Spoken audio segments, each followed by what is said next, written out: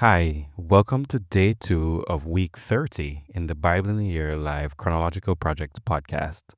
Today we will read from the New Living Translation, reading 2 Kings chapter 18, 1 to 8, 2 Chronicles 29 to 31, and Psalm 48. Let's dive into today's reading.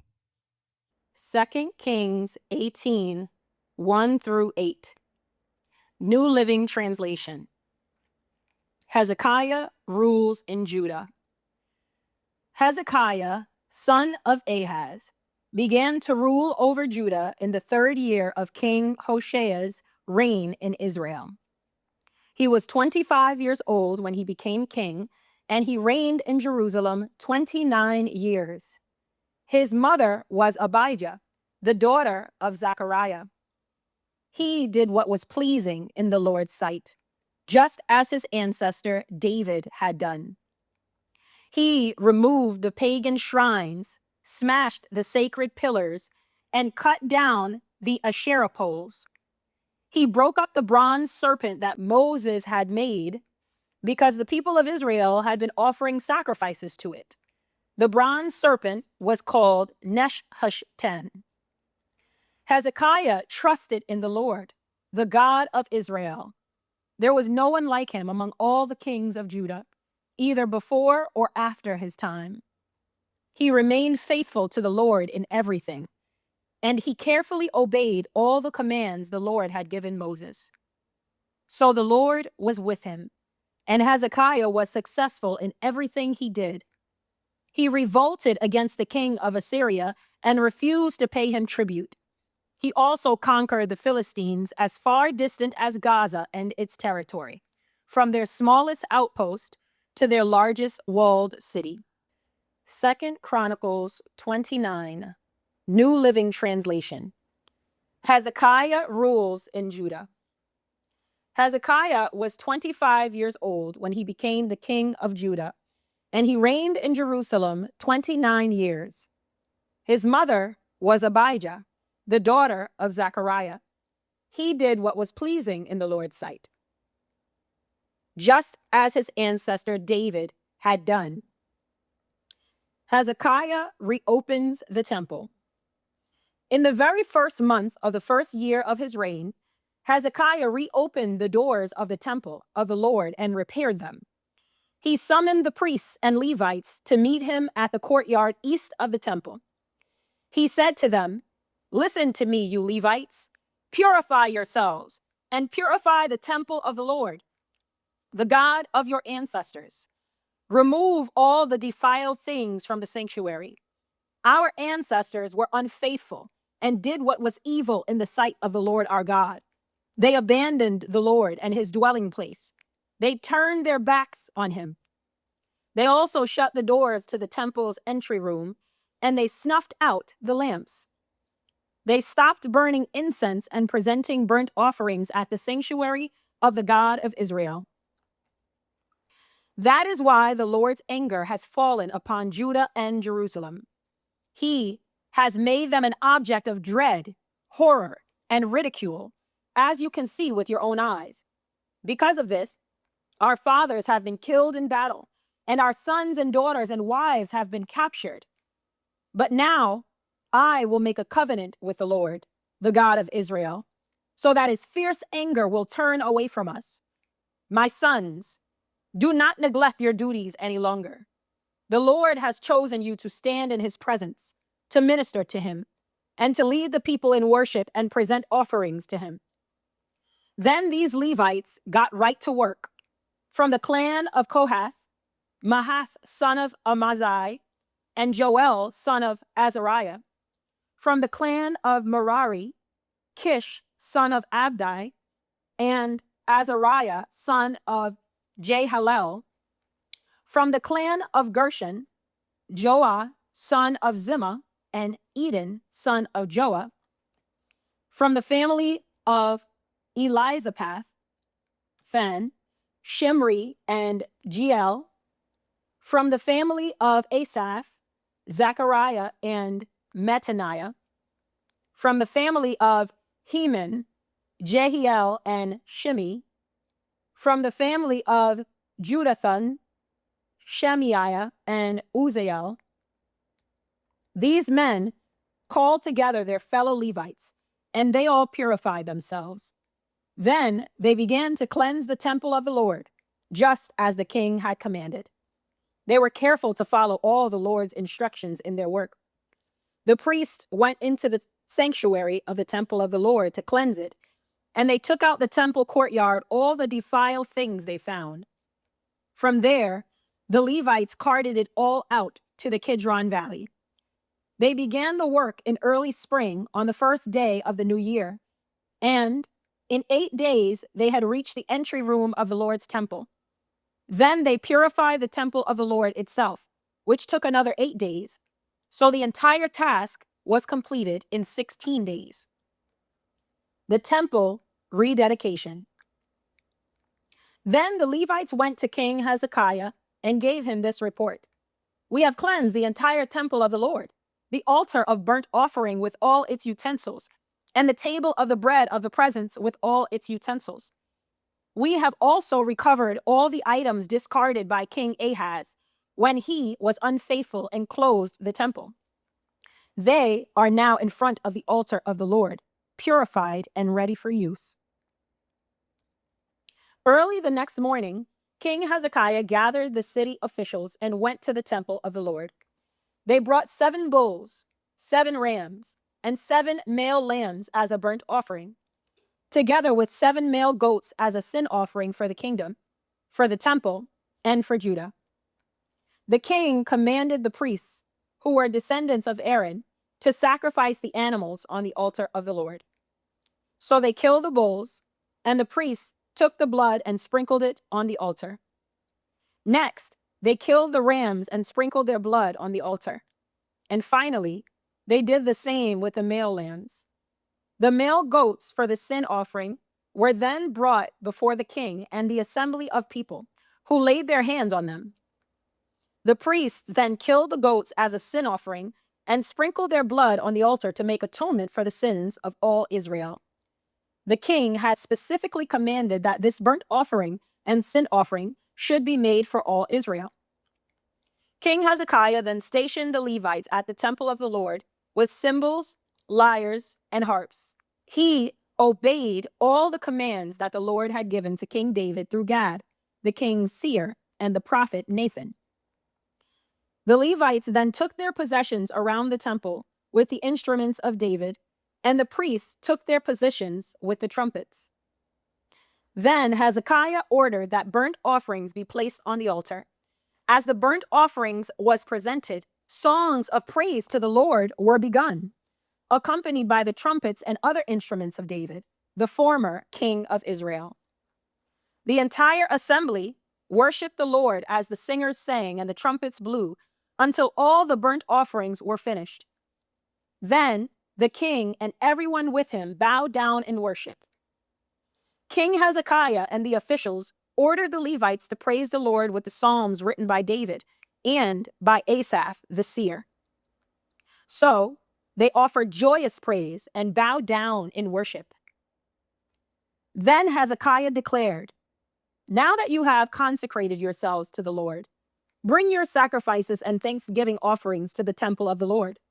So the people brought their sacrifices and thanksgiving offerings, and all whose hearts were willing brought burnt offerings too. The people brought to the Lord 70 bulls, 100 rams, and 200 male lambs for burnt offerings. They also brought 600 cattle and 3,000 sheep and goats as sacred offerings. But there were too few priests to prepare all the burnt offerings. So their relatives, the Levites, helped them until the work was finished and more priests had been purified. For the Levites had been more conscientious about purifying themselves than the priests had been. There was an abundance of burnt offerings, along with the usual liquid offerings, and a great deal of fat from the many peace offerings. So the temple of the Lord was restored to service, and Hezekiah and all the people rejoiced because of what God had done for the people, for everything had been accomplished so quickly. 2 Chronicles chapter 30. Preparations for Passover.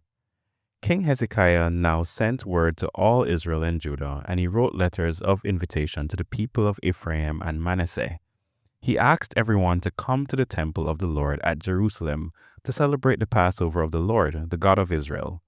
The king, his officials, and all the community of Jerusalem decided to celebrate Passover a month later than usual. They were unable to celebrate it at the prescribed time because not enough priests could be purified by then, and the people had not yet assembled at Jerusalem. This plan for keeping the Passover seemed right to the king and all the people, so they sent a proclamation throughout all Israel, from Beersheba in the south to Dan in the north, inviting everyone to come to Jerusalem to celebrate the Passover of the Lord, the God of Israel. The people had not been celebrating it in great numbers as required in the law.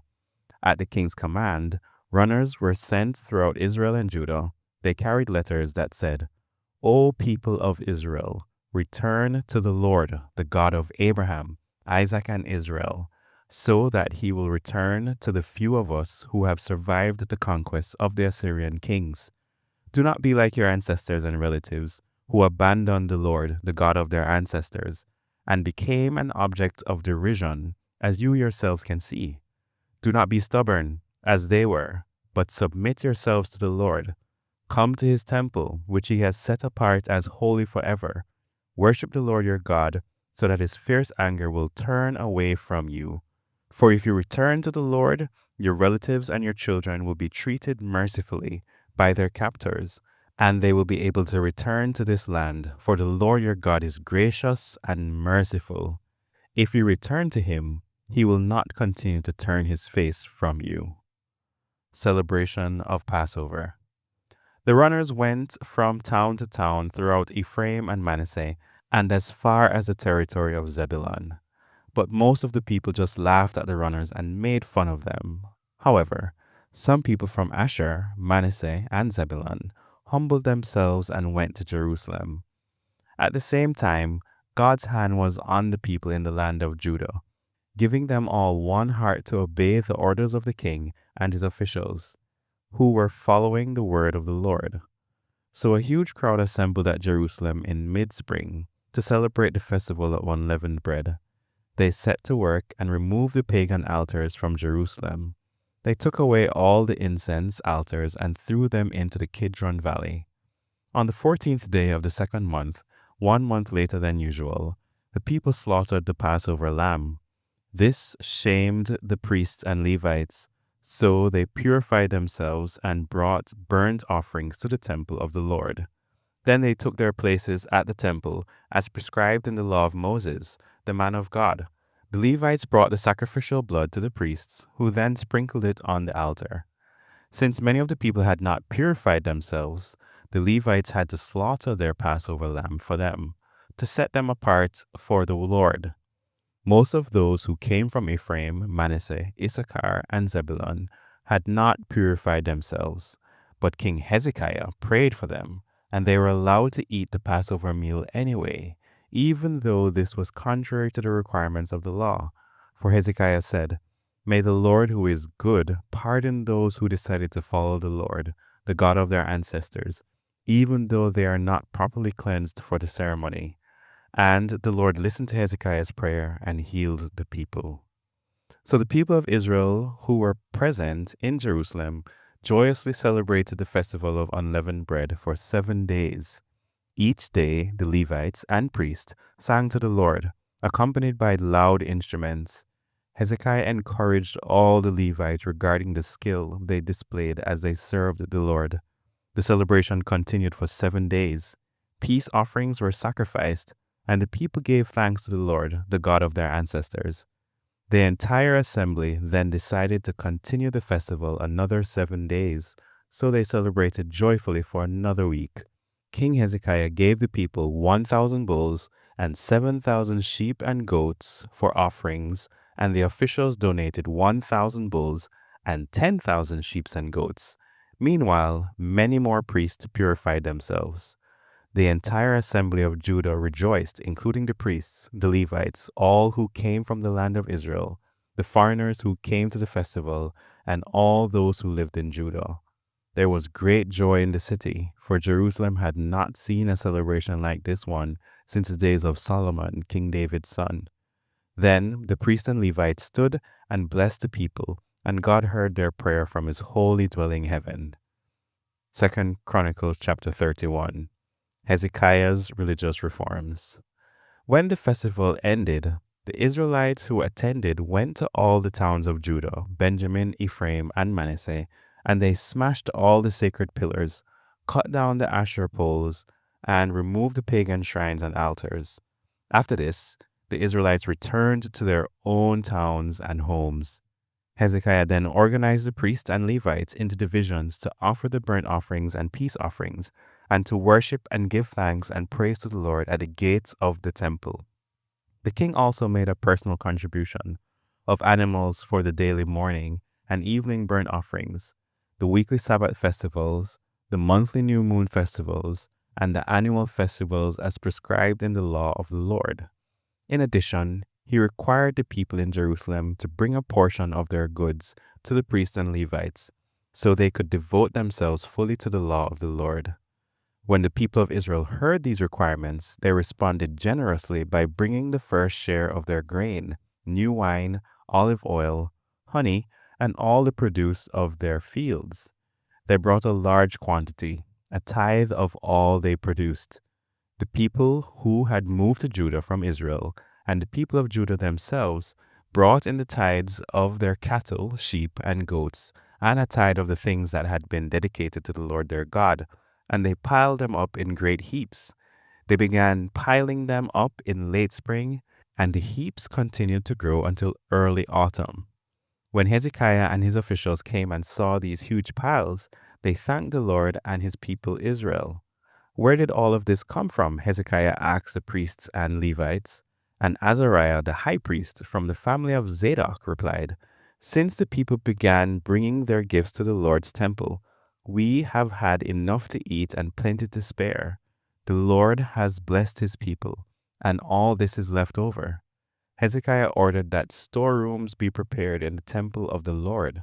When this was done, the people faithfully brought all the gifts, the tithes, and other items dedicated for use in the temple. Conaniah the Levite was put in charge, assisted by his brother Shimei. The supervisors under them were Jehiel, Azaziah, Nahath, Asahel, Jeremoth, Jozabad, Eliel, Ishmachiah, Mahath, and Benaiah. These appointments were made by King Hezekiah and Azariah, the chief official in the temple of God.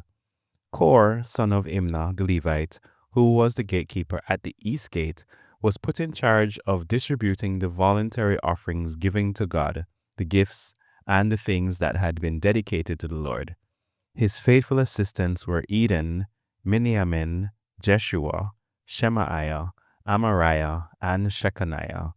They distributed the gifts among the families of priests in their towns by their divisions, dividing the gifts fairly among old and young alike. They distributed the gifts to all males 3 years old and older, regardless of their place in the genealogical records. The distribution went to all who would come to the Lord's temple to perform their daily duties according to their divisions. They distributed gifts to the priests who were listed by their families in the genealogical records, and to the Levites 20 years old or older, who were listed according to their jobs and their divisions. Food allotments were also given to the families of all those listed in the genealogical records, including their little babies, wives, sons, and daughters, for they had all been faithful in purifying themselves. As for the priests, the descendants of Aaron, who were living in the open villages around the towns, men were appointed by name to distribute portions to every male among the priests and to all the Levites listed in the genealogical records. In this way, King Hezekiah handled the distribution throughout all Judah, doing what was pleasing and good in the sight of the Lord his God. In all that he did in the service of the temple of God and in his efforts to follow God's laws and commands, Hezekiah sought his God wholeheartedly. As a result, he was very successful. Psalm 48. A psalm of the descendants of Korah. How great is the Lord, how deserving of praise, in the city of our God, which sits on his holy mountain. It is high and magnificent. The whole earth rejoices to see it. Mount Zion, the holy mountain, is the city of the great king. God himself is in Jerusalem's towers, revealing himself as its defender. The kings of the earth joined forces and advanced against the city. But when they saw it, they were stunned. They were terrified and ran away. They were gripped with fear and writhed in pain like a woman in labor. You destroyed them like the mighty ships of Tarshish, shattered by a powerful east wind. We had heard of the city's glory, but now we have seen it ourselves. The city of the Lord of heaven's armies. It is the city of our God. He will make it safe forever. Interlude. O God, we meditate on your unfailing love as we worship in your temple, as your name deserves, O God. You will be praised to the ends of the earth. Your strong right hand is filled with victory. Let the people on Mount Zion rejoice. Let all the towns of Judah be glad because of your justice. Go, inspect the city of Jerusalem. Walk around and count the many towers. Take note of the fortified walls and tour all the citadels, that you may describe them to future generations. For that is what God is like. He is our God forever and ever, and he will guide us until we die. Amen. Here ends the reading for today. Remember that you can visit our website, www.biaylproject.com, for more information about this podcast and our sister podcasts, Reading the Bible in the Tanakh order. You can also find information about our Zoom meeting that we have live every Sunday at 6:30 p.m., where we review the things that we read in the Chronological project, seeking to gain a little bit more insight than just to read. We hope to see you there. But for now, happy reading this week, and we'll see you again here tomorrow.